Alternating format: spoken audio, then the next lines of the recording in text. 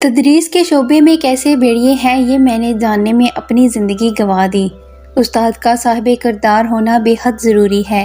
School میں پڑھنے والی بچیاں کیا خود استانیاں بھی ان چال باز، بے شرم اور بے ضمیر مردوں سے محفوظ نہیں۔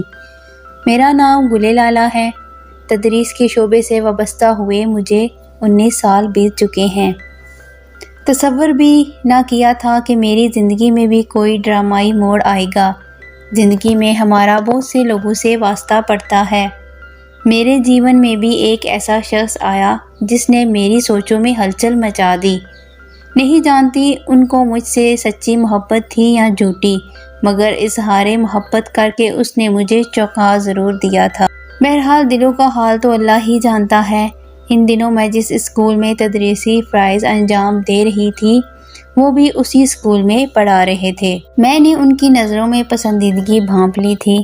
بلا شبہ وہ ایک پرکشش شخصیت کے مالک تھے، لیکن شادی شدہ اور 4 بچوں کے باپ تھے، سو ان کے متعلق زیادہ سوچنا شرم کی بات تھی، اس لیے میں ان سے دور ہی رہتی تھی۔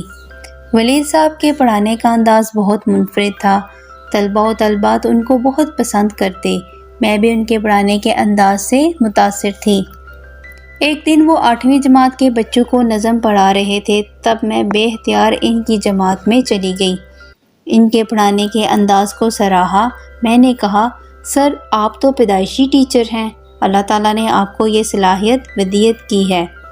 وہ اپنی تعریف سن کر بہت خوش ہوئے اور جواباً بولے کہ گل آپ بھی پیدائشی ٹیچر ہیں۔ یوں ایک دوسرے کی تعریف سے ہمارے درمیان گفتگو کی ابتدا ہوئی۔ ایک روز انہوں نے مجھ سے کہا، مس گل حیرت ہے کہ آپ ابھی تک سنگل ہیں۔ اس بات کے جواب میں نے کسی قسم کا رد عمل ظاہر نہ کیا اور چپ رہی۔ لال رنگ کا لباس پہن کر اسکول گئی۔ انہوں نے میرے لباس کی تعریف کی۔ یوں ان کی طرف سے پہلی بار تعریف کا آغاز ہوا۔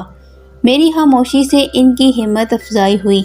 کچھ دنوں بعد کسی کام کے سلسلے میں ولید کو فون کیا تو انہوں نے کہا، آپ اتنی خوش لباس ہیں کہ ہر بار تعریف کرنے کو دل چاہتا ہے۔ واقعی آپ ہر لحاظ سے اچھی ہیں۔ حیرت ہے کہ ابھی تک آپ کی شادی نہیں ہوئی۔ اگر میں کنوارا ہوتا تو اپنا رشتہ آپ کے گھر ضرور بھیجتا۔ ان کی ایسی باتوں پر میں نے چونکنا شروع کر دیا تھا۔ بہرحال بعد میں انہوں نے معذرت کر لی۔ ایک دن اور انہوں نے مجھ سے کہا کہ بڑی عمر والے مرد سے شادی مت کیجیے گا اور نہ ہی کسی بچوں والے سے۔ پھر ان مفید مشوروں کا کیا مطلب تھا؟ میں جس جماعت کی کلاس ٹیچر تھی، اس میں ایک لڑکی ندا پڑھتی تھی۔ میں نے یہ بات نوٹ کی کہ یہ لڑکی سر ولید میں غیر معمولی دلچسپی لیتی ہے۔ یہ لڑکی روز ہی چھٹی سے ذرا پہلے کسی نہ کسی کام کے بہانے ان کے پاس چلی جاتی، کبھی کاپی چیک کروانے کے بہانے، کبھی کسی اور بہانے۔ کئی دنوں تک میں یہ بات نوٹ کرتی رہی، کیونکہ میری چھٹی حس کہہ رہی تھی کہ دال میں کچھ کالا ضرور ہے۔ ندا کو دبے لفظوں میں سمجھانے کی کوشش کی، لیکن میری بدقسمتی کہ وہ لڑکی الٹا میری دشمن بن گئی۔ وہ ولید صاحب کے پاس گئی، ان کے سامنے خوب روئی اور کہا کہ مس گل مجھ پر شک کرتی ہیں، جبکہ میں تو آپ کو استاد سمجھ کر آپ سے بات کرتی ہوں۔ کل میں اپنے ابو کو اسکول لے کر آؤں گی تاکہ وہ معاملہ خود سنبھال لیں۔ ندا کی بات سن کر سر ولید پریشان ہو گئے۔ میرے کلاس لینے کے دوران ہی انہوں نے مجھے باہر بلایا اور پوچھا، آپ نے ندا سے کیا کہا ہے جو روتی ہوئی میرے پاس آئی ہے؟ آپ مجھے بتائیے، آپ نے ایسا کیا دیکھا ہے جو آپ کا ذہن اس قسم کی بات کی طرف چلا گیا ہے؟ ہمارے درمیان ایسی کوئی بات نہیں ہے جو آپ نے ندا کو تنبیہ کی ہے۔ دراصل بچے اپنے اساتذہ کو پسندیدگی کی نظروں سے دیکھتے ہیں۔ آپ اس معاملے کو زیادہ نہ ہونے دیں۔ ندا کے والد ایک مولوی صاحب ہیں جن کے مراسم ہماری میڈم سے اچھے ہیں۔ میڈم تک بات پہنچ گئی، کہیں سے کہیں تک پہنچ جائے گی۔ ندا کے حوالے سے ہمارے درمیان اس روز کافی لمبی گفتگو ہوئی تھی۔ میرے پاس چونکہ سر ولید کا نمبر تھا، میں نے رات کو ان کو ٹیکسٹ کیا اور ندا سے محتاط رہنے کو کہا، جس پر انہوں نے جواب دیا کہ میں ندا کو اپنی بیٹی سمجھتا ہوں، آپ کو غلط فہمی ہوئی ہے۔ مجھ کو ان کی اس بات سے لگا کہ وہ ناراض ہو گئے ہیں۔ میں نے تو ان کو ٹیکسٹ کیا، سر کیا آپ مجھ سے ناراض ہو گئے ہیں؟ انہوں نے فوراً جواب دیا، بالکل نہیں، میں آپ سے ناراض نہیں ہو سکتا، لیکن آپ سے کچھ کہنا ہے۔ اس کے بعد انہوں نے مجھ پر اپنی پسندیدگی کی وضاحت کر دی۔ کہا کہ میں آپ سے اس لیے محبت کرتا ہوں کہ آپ ایک اچھی معلمہ ہیں، آپ تعلیم یافتہ ہیں۔ انہوں نے میری خوب تعریفیں کی، تو میں نے ان کو کہا آپ نے تو میری تعریف میں زمین و آسمان کے کلابے ملا دیے ہیں، میں اتنی تعریف کے قابل نہیں۔ بولے ارے نہیں گل، آپ واقعی انمول ہیں، جب آپ بن سور کر اسکول آتی ہیں تو مجھے بہت اچھا لگتا ہے، جی چاہتا ہے کہ آپ کی تعریف کروں، لیکن موقع نہیں ملتا۔ سر میں تو اپنے لیے سنورتی ہوں، دوسروں کو متاثر کرنے کے لیے نہیں۔ انہوں نے جواب دیا کہ انسان کسی نہ کسی کے لیے تو سنورتا ہی ہے۔ میں ان کے جواب سے دم بہوردہ رہ گئی۔ کچھ دن گزرے تھے کہ ندا نے اس واقعے کو پھر سے رنگ دینے کی کوشش کی اور اپنی بڑی بہن کو جو اسی اسکول میں پڑھتی تھی میرے پاس لے آئی۔ اس کی بہن نے مجھ کو اسکول سے نکلوانے کی دھمکیاں دیں۔ میں نے سر ولید سے ذکر کیا، انہوں نے تب میری بہت مدد کی، ندا اور اس کی بہن کو سمجھا کر نارمل کیا، بات میڈم تک نہ پہنچنے دی۔ یوں وہ میرے محسن ثابت ہوئے۔ انہوں نے سارے معاملے میں مجھ پر ایک حرف بھی آنے نہیں دیا، جس کے لیے میں ان کی انتہائی شکر گزار تھی۔ اگر بات میڈم تک جاتی تو غالباً مجھ کو کچھ نہ کچھ مشکل اٹھانا پڑتی یا پھر ہزیمت کا سامنا کرنا پڑتا، جس کو میں برداشت نہ کر پاتی۔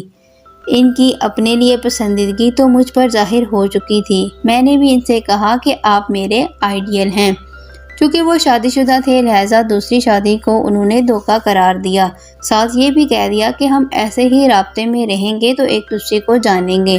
تب میں نے ان کو یاد دلایا کہ ہمارا مذہب اس طرح کے رابطوں کی اجازت نہیں دیتا۔ کہنے لگے ہر بات پر آپ مذہب کو بیچ میں کیوں لے آتی ہیں؟ مجھ کو ان کے منہ سے یہ بات سن کر دھچکا لگا۔ ان دنوں میں نے یہ بات نوٹ کی کہ وہ خود بھی نقص سے درست ہو کر اسکول آنے لگے۔ انہوں نے ایک روز پھر رابطہ کیا تو میں نے ان کو ٹیکسٹ کیا کہ سر آپ بلا وجہ مجھ سے کیوں رابطے میں رہنا چاہتے ہیں؟ آپ شادی شدہ ہیں، آپ کے اور میرے راستے جدا ہیں۔ بولے میرے دل میں بھی آپ کے لیے کوئی طمع نہیں ہے، رابطے میں اس لیے رہنا چاہتا ہوں کہ آپ ذہین ہیں اور اچھی انسان ہیں۔ انہوں نے ندا کے حوالے سے کچھ باتیں کر کے مجھ سے رابطے کا سلسلہ آگے بڑھایا۔ میں ان کی باتوں کو چپ کر کے سنتی رہی۔ جب کافی دیر گزر گئی تو انہوں نے باتوں کا سلسلہ بند نہ کیا تو میں نے کہا سر اب آپ سو جائیں، شام کو بھی ٹیوشن پڑھاتے ہیں، دن بھر کے تھکے ہارے ہیں۔ جواب میں بولے آپ سے بات کر کے میری ساری تھکن اتر جاتی ہے، اب آپ سے بات کیے بنا میرا گزارا نہیں ہوتا، آپ میرے حواسوں پر چھانے لگی ہیں۔ مجھے ان کی یہ بے باکی ایک آنکھ نہ بائی۔ بے حد ضبط کا مظاہرہ کرتے ہوئے میں نے فون بند کیا اور اپنی کم عقلی پر ماتم کرنے لگی کہ آخر کیوں سر ولی سے نہ چاہتے ہوئے بھی رابطے میں ہوں۔